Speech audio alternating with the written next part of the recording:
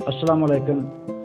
آج ہم بات کریں گے سکندر اعظم کی فتوحات کے بارے میں۔ 2300 سال پہلے دنیا میں صرف دو طاقتیں تھیں۔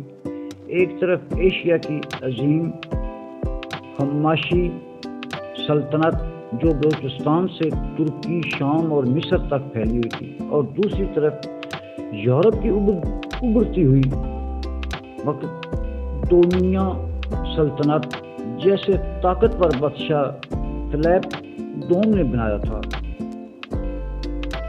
فلیپ کا ہاتھ تھا ایران کو فتح کرنا۔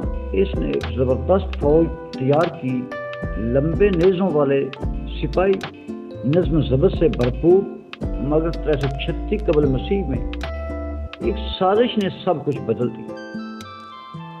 بادشاہ فلیپ اپنے ہی محافظوں کے ہاتھوں قتل کر دیا گیا۔ اب تخت پر بیٹھا صرف 21 سالہ سکندر سوم دنیا اسے آج سکندر اعظم کے نام سے جانتی ہے۔ اس نے اپنے باپ کا خواب پورا کرنے کا فیصلہ کیا، ایران کو فتح کرنے کا، لیکن سکندر چاہتا تھا کوئی نشانی، وہ پیشین گوئی، وہ کیا معبد ڈیلفی جہاں ایک عورت دیوتا اپولو سے بات کرتی، مگر اس نے پیشین گوئی سے انکار کر دیا۔ سکندر نے زبردستی اسے معبد سے باہر نکالا۔ گھبراہٹ میں وہ چیخی، سکندر تم ناقابل شکست ہو، کوئی تمہیں ہرا نہیں سکتا۔ سکندر مسکرایا، بس یہی سننا چاہتا تھا۔ اب سکندر اپنے 47,000 سپاہیوں کے ساتھ ایران کی سمت پر آ گیا۔ اس کے سامنے تھا دارا سوم، ایران کا شہنشاہ۔ پہلی جنگ ہوئی دریائے گرینیکس کے کنارے۔ سکندر نے دریا میں گھوڑا ڈالا۔ تیروں کی بارش کے باوجود وہ آگے بڑھتا گیا۔ اس نے دشمن کی صفیں توڑ دی۔ ایک لمحہ آیا جب کلہاڑی کا وار اس کے ہیلمٹ کو چیرتا ہوا سر تک جا پہنچا، مگر قسمت نے بچا لیا۔ دونوں ایرانی سپہ سالار مارے گئے اور سکندر نے اپنی پہلی بڑی فتح حاصل کی۔ پھر وہ پہنچا گودون، جہاں ایک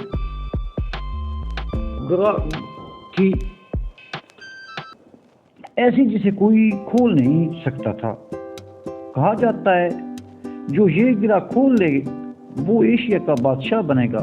سکندر نے تلوار نکالی، گرہ کاٹی اور مسکرا کر کہا، اب ایشیا میرا ہے۔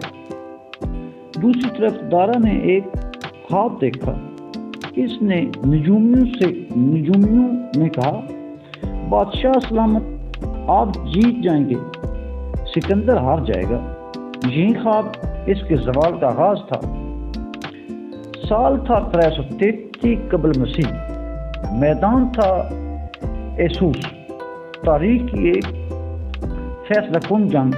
سکندر کی فوج کم تھی، مگر زمین کا فائدہ اس کے پاس تھا۔ سکندر نے دشمن کے بازو توڑ دیے، مرکز پھاڑا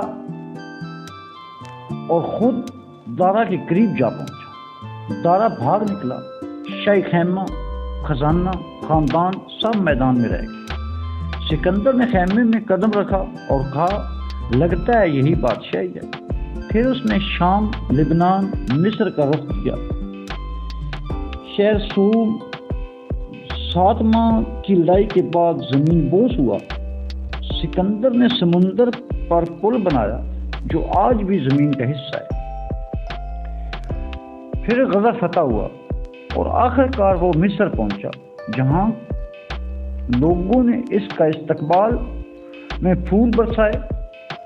یہیں اسے فرعون کا تاج پہنایا اور اس نے شہر بسایا سکندریہ۔ پھر وہ گیا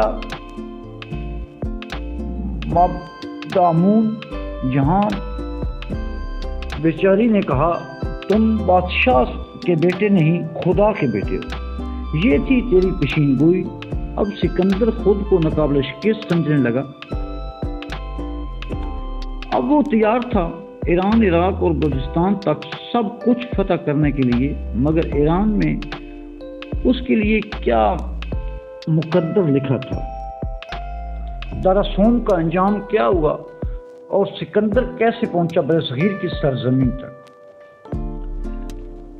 باقی اگلی ویڈیو میں آپ کو بتائیں گے۔ اگر ویڈیو اچھی لگے اسے لائک کریں، شیئر کریں، سبسکرائب کریں اور بیل آئیکن کو دبائیں۔